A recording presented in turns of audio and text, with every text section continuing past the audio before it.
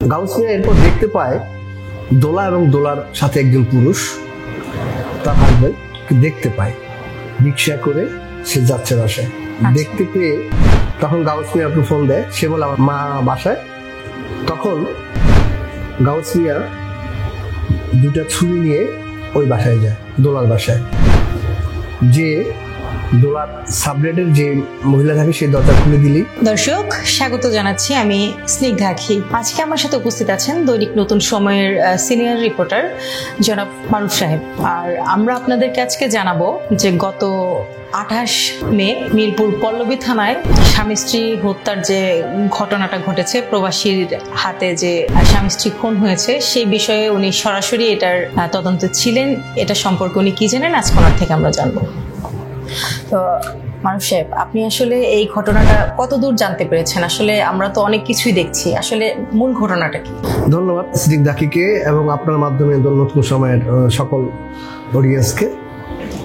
তো আসলে এই ঘটনাটা সম্প্রতি যে ঘটনাটা ঘটে গেছে মিরপুরে, এটা আমি আসলে দেখেছি এবং ভালোভাবে পরোক্ষ করেছি। সেই হিসেবে যেটুকু দেখেছি, যেটুকু জেনেছি, সেটাই আমি আপনাদের কাছে বলতে যাচ্ছি।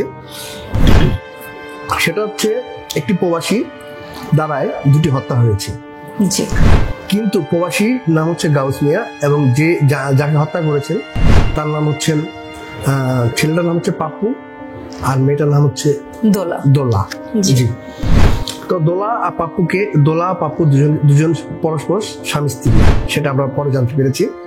কিন্তু দোলা হচ্ছে আপনার উত্তরা ইউনিভার্সিটিতে লেখাপড়া করেন এবং গাউস মিয়া হচ্ছে প্রবাসী, সৌদি আরব প্রবাসী। প্রেমিক যে। জি। আর পাপ্পু যে, সে হচ্ছে আপনার বরগুনার একটি ওষুধ কোম্পানির চাকরি করে।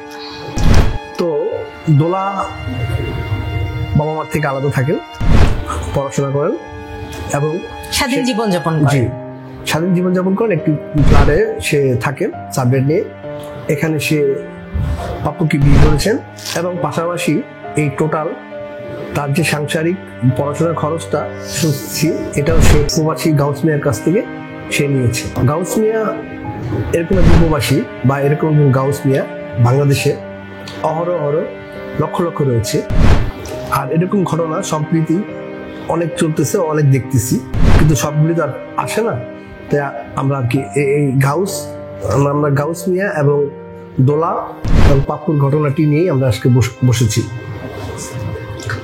গাউস মিয়া তার ফ্যামিলিতে অনেক ত্যাগ, অনেক কষ্টের নিয়ে সে প্রবাসী হয়েছে এবং সে প্রবাসী হয়ে যাওয়ার পর তার ফ্যামিলির কথা সে বাদ দিয়ে তার অর্জিত যে পয়সা উপার্জনগুলি ছিল সে পুরোটাই এই দোলারকে দিয়েছে, দোলার পিছনে ব্যয় করেছে। আর দোলা এই টাকাটাকে খুব আরামে জীবনযাপন করছে এবং এইভাবে একজন প্রবাসীর টাকা দিয়ে বিনোদন করতেছে এবং রঙ তামাশা করে বেড়াচ্ছে।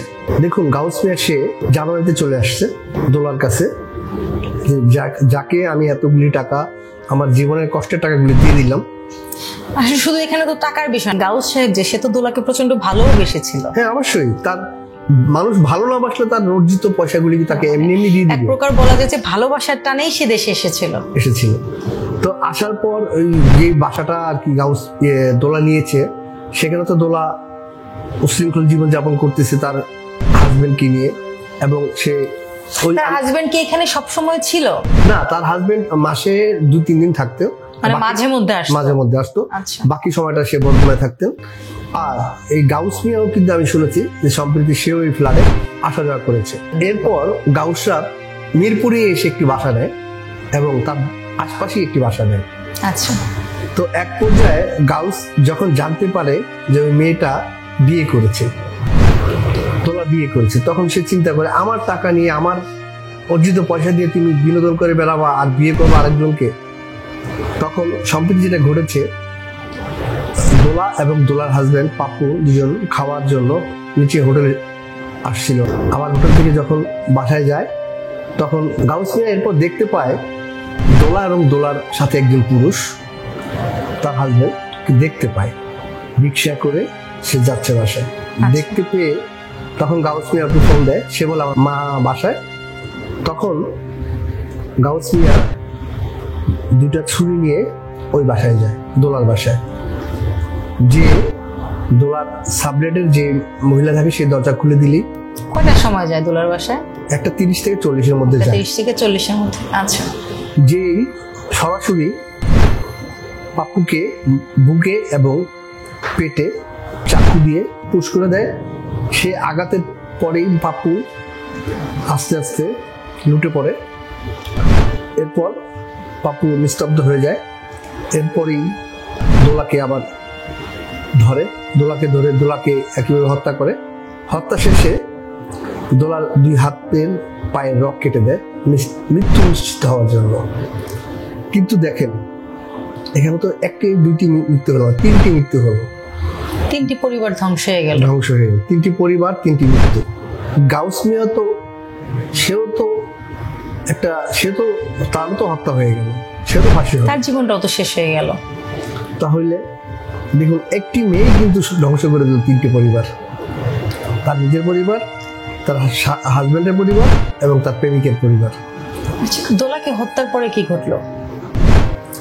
দোলাকে হত্যার পর গাউস পার্শ্ববর্তী সবাইকে বলতে থাকে যে আমি হত্যা করেছি, এবং সে ছুরি দিয়ে জানলা দিয়ে নিচের অপেক্ষামান বা নিচের কৌতূহলী মানুষদেরকে সে ছুরি দিয়ে দেখাতে থাকে যে আমি হত্যা করছি, আমার তোমরা কিছু করতে পারবে না। খুব উল্লাসিত, খুব উদাসী, খুব ভাব সে করতেছিল।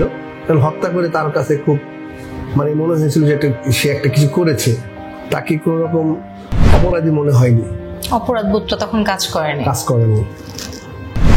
তো এখন আমাদের সমাজে এরকম হাজার হাজার গাউস মেয়ে রয়েছে, আর তাদেরকে এই গাউস মেয়ে হওয়ার জন্য প্রলোভন দেখাচ্ছে আমাদের এই দোলার মতো হাজারো নারী, যারা আসলে প্রবাসীদের এই একাকিত্বটা, একা থাকার যে বিষয়টা, তাদের দেশের প্রতি একটা টান, ভালোবাসা, এই সুযোগটা কাজে লাগাচ্ছে মেয়েরা। আসলে বলতে কি, দোলার মতো সুন্দরী মেয়েরা তারা সহজ সরল এই ছেলেদেরকে এইভাবে লোভ দেখিয়ে তাদেরকে বিভিন্ন কৌশলে তাদের সর্বস্ব কেড়ে নিচ্ছে, এবং এই কেড়ে নিয়ে তারা ক্ষান্ত হচ্ছে না, তাদেরকে দেশে এসে তাদেরকে আরো ভয়ঙ্কর ভাবে দুঃখ দেয়, যে কারণে তারা হত্যায় লিপ্ত হতে বাধ্য হয়। অনেক সময় তো ব্ল্যাকমেইলের ঘটনাও ঘটে। তো এখন আসলে গাউসকে কি দোষ দিব আর পাপ্পুকে কি দোষ দিব?